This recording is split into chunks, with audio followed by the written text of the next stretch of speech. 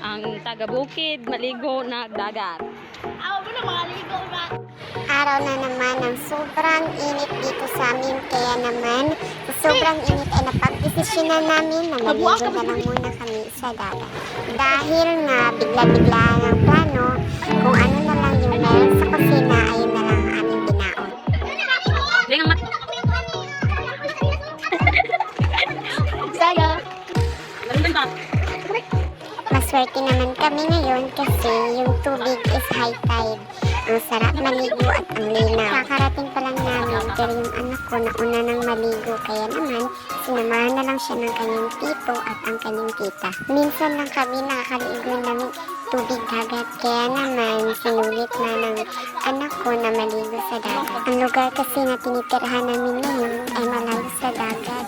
Para siyang bukid. Kaya naman yung anak ko sinulit niya lang yung pagkakataon na nakapunta siya sa dagat kasi alam niya na wala ito doon. Dahil nga sa sobrang saya niya, ayan, nainom niya na yung tubig alat kaya naman sobrang iyak siya.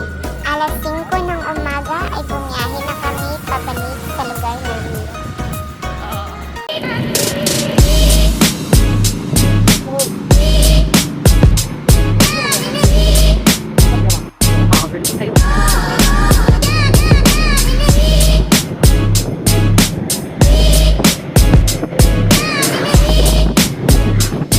Sige, sige. Natutungin mo na ba?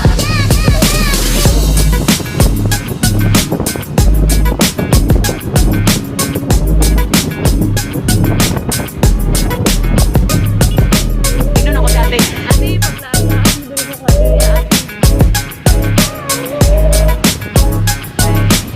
Okay, doon ako yun. Ang tabayan. Ang laaga na.